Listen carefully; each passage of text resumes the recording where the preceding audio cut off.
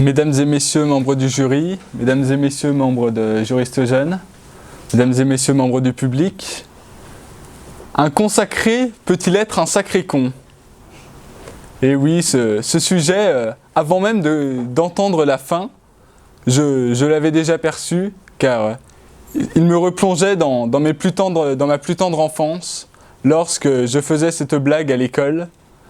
Connais-tu la différence entre une église et toi? Une église, c'est consacré, et toi, tu es un sacré con. Tant de vulgarité chez un jeune enfant qui est normalement pourtant si pur dans ses paroles. Mais je vais encore devoir replonger dans ces gros mots pour pouvoir vous parler de ce sujet. Un consacré, je vais vous le réfuter, ne tient pas obligatoirement à la religion.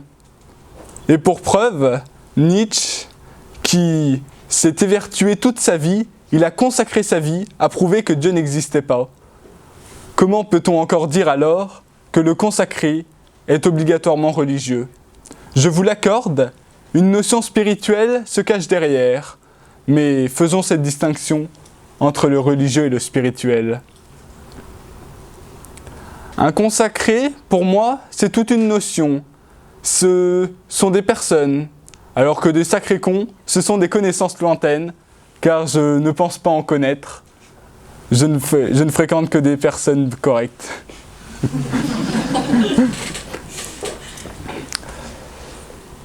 En voulant parler de consacré, j'ai directement pensé à une dame que je connaissais lorsque j'étais enfant, qui a fondé son école et qui a consacré sa vie à la jeunesse et à l'éducation.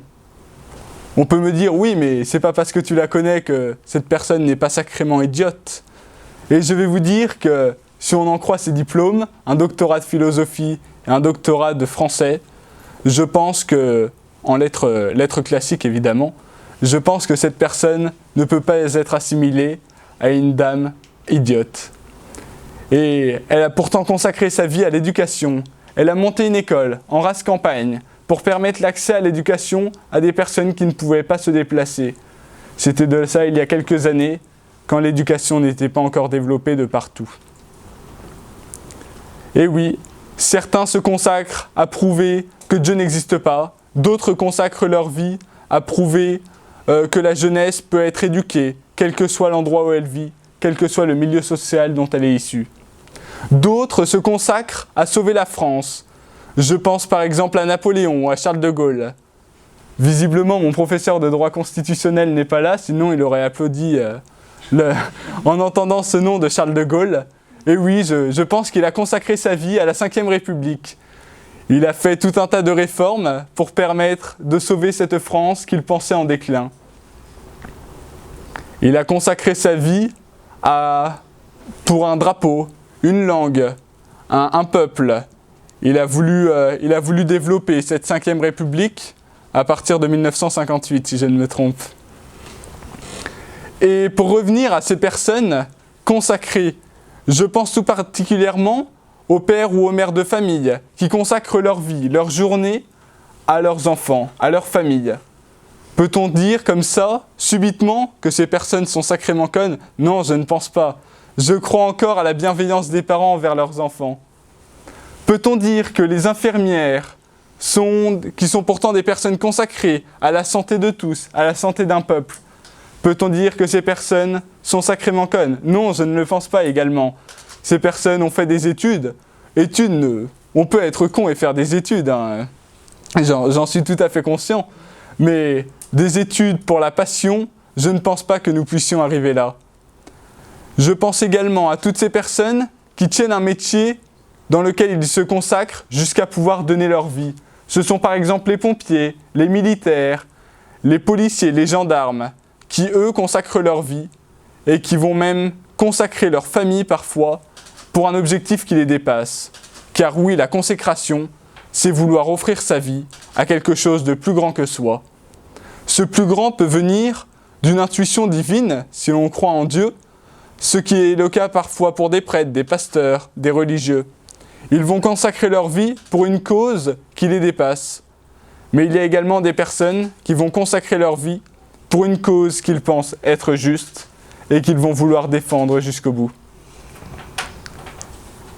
Mes professeurs de cette université ont consacré leur vie à faire cours à des élèves parfois insolents, qui ne viennent pas toujours. Il suffit de voir le nombre qu'on est en amphi dans certains cours, ou alors des élèves qui ne répondent même pas à leurs mails. Il en faut de la volonté, à mon avis, et c'est une réelle consécration. Je ne crois pas au sacré con, à part peut-être dans l'armée. C'est la fameuse phrase de « il ne faut jamais désespérer d'un con, avec un peu d'entraînement, on peut en faire un militaire ». J'avoue, j'entre en contradiction avec certaines de mes valeurs, car j'aimerais peut-être entrer dans l'armée. Et je rentre en contradiction avec le fait que je disais tout à l'heure que des militaires pouvaient être consacrés. Mais malgré tout, certains peuvent y échapper. J'ai voulu me prendre de mépris pour ces sacrés cons, afin de défendre ce que je pense être juste, qu'un consacré n'est pas un sacré con. Et j'ai voulu, en voulant me prendre de mépris, c'est au tournant d'une page d'un livre de Bernanos que j'aperçois que le mépris est une forme qui vire à l'éloquence. Je me suis dit, mais parfait, continuons là-dedans, peut-être que je gagnerai quelques voix et quelques argumentations, quelques moyens d'argumentation. Mais il dit également, ce cher auteur, que comprendre c'est déjà aimer. Et j'ai cherché à comprendre ces sacrés cons. Je vous l'avoue, c'est compliqué. J'y ai mis du temps, mais en fréquentant de nouvelles personnes, j'ai réussi. Si des amis se sentent concernés dans la salle, ne vous inquiétez pas, je ne parle pas de vous. La consécration peut-elle être faite pour quelque chose qui n'a pas d'intérêt? Je ne pense pas, car sinon nous tombons bien vite. Une personne qui va vouloir se consacrer à une cause qu'elle n'aime pas, ou alors en laquelle elle ne croit pas, ne va jamais tenir, alors que j'en suis persuadé, la plupart des grandes œuvres sont faites par des gens qui ont consacré leur vie ou leur semaine à cela. Par exemple, j'ai moi-même consacré certaines heures de ma semaine à l'élaboration de ce sujet, et j'en suis parvenu à des conclusions que je pense tout à fait justes et authentiques. C'est pourquoi j'ai voulu me les partager. Le consacré, au-delà de sa connerie, peut à mon avis réussir à aller au-delà de sa volonté de donner juste quelques moments de sa vie, ou de sa semaine, ou de ses heures. Il va peut-être y donner de l'argent, ou alors des vêtements pour les personnes qui s'occuperaient de personnes plus pauvres. Ça va être le cas de différentes associations comme le Secours Populaire, la Croix-Rouge, qui sont des personnes qui vivent dans la plupart dans une pauvreté pour pouvoir elles-mêmes secourir d'autres pauvres.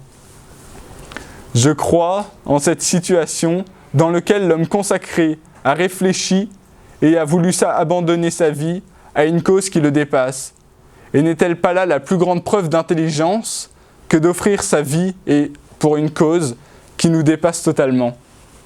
C'est pourquoi, pour conclure, je vais vous dire que les seuls sacrés cons qui existent sur Terre sont ceux qui ne seront pas d'accord avec moi. Merci à tous.